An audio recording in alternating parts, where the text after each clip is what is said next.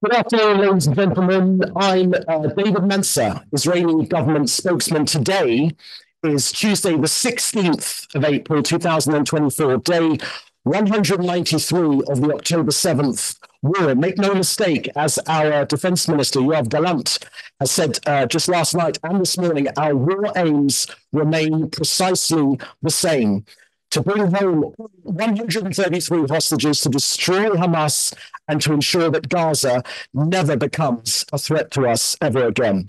As the Prime Minister said just this morning, and I quote, "We are repelling a brutal enemy, the monsters who attacked us. We are striking them back without mercy, and we will defeat them," end quote. I want to give a short briefing today and then take your questions. Firstly, the Chief of Staff. I want to start today by bringing your attention to the statement made, the comprehensive statement made by the Chief of Staff last night, General Herzi Halevi, at the Nevatim Air Base, which is fully operational and continuing to deploy aircraft for operational missions as usual.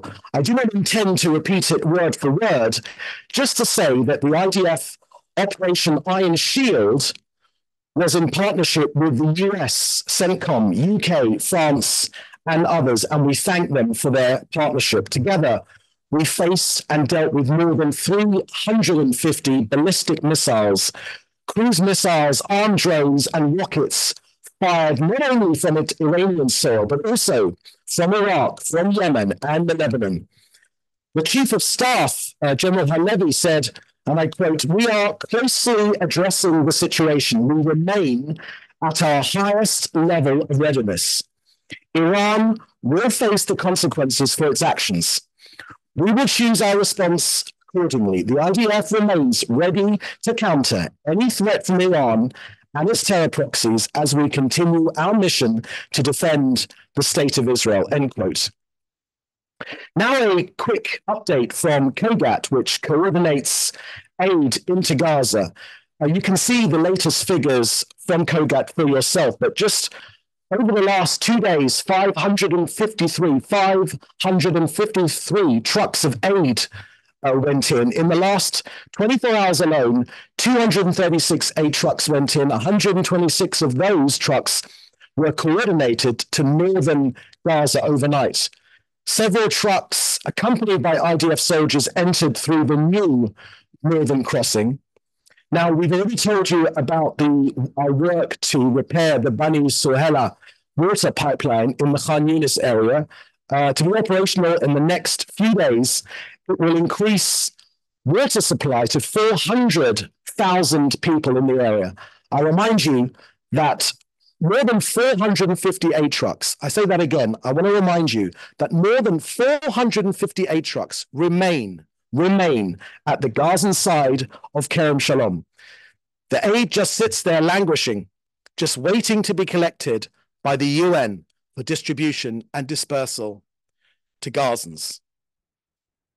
Now to our hostages. On the 133 of our hostages, they remain front and center in our minds and govern our thoughts and action.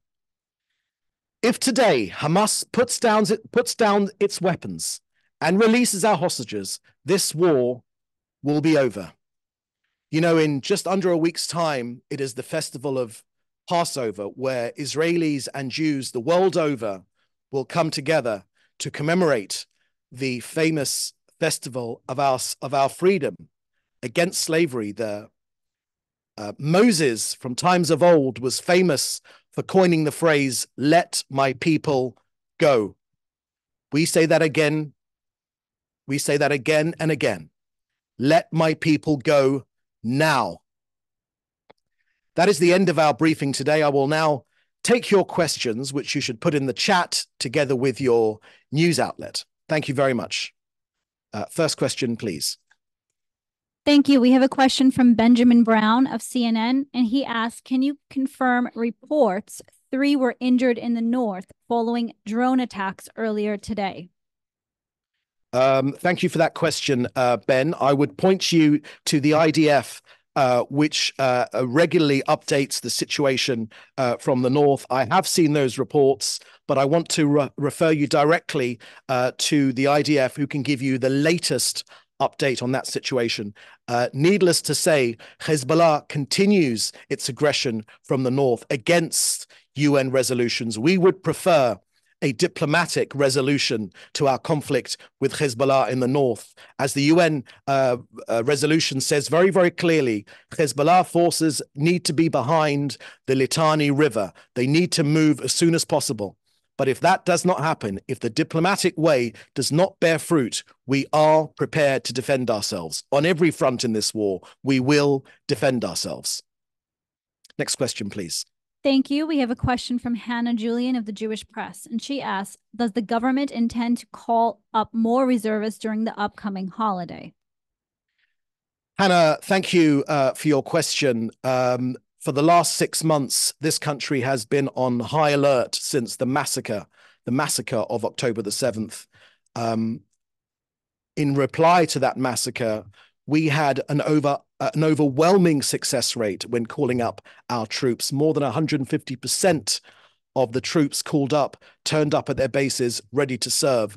The dedication of our forces to serve, to defeat Hamas and Hezbollah in the north and to face down the Iranian threat has been simply breathtaking. To anyone that doubted that this generation of iPhone users was more concerned with themselves than defending their country, those myths have been thoroughly dispelled, because our people have come together and they have selflessly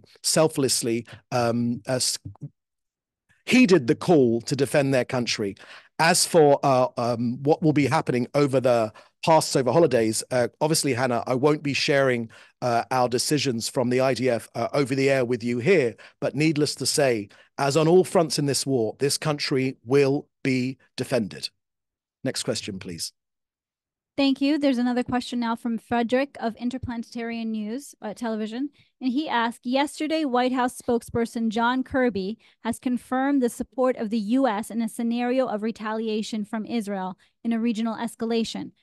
Has Israel yet obtained assurances from and support from their international partners in the case of retaliation?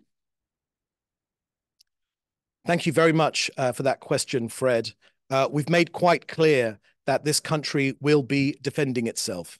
The Prime Minister has said, whether defensively or offensively, there is unity in this country about the terror which we face, which we know is orchestrated from Iran through their proxies, from Hamas in the south to Hezbollah in the north, to the Houthis in the Straits of the Red Sea, to the other terrorists operating from Iraq and Yemen.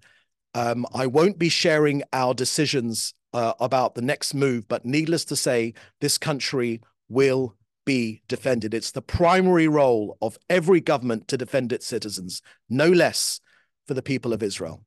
Next question, please. Thank you. There are no further questions. Thank you very much. Our next briefing will be tomorrow at the same time, same place. Thank you for joining us. Please keep safe and see you soon. Bye-bye.